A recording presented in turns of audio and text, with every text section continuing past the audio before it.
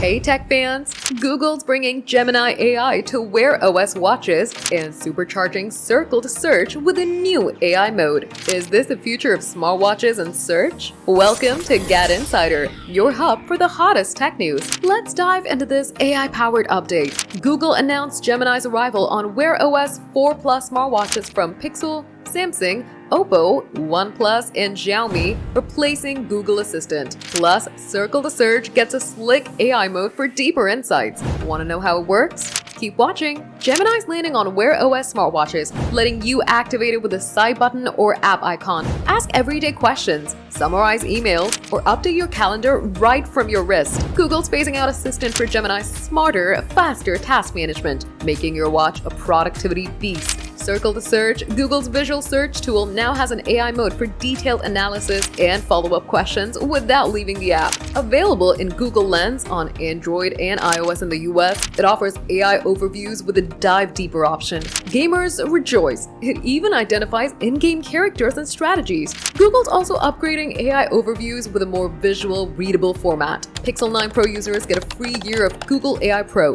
including VO3 for creating short videos with audio from text prompts.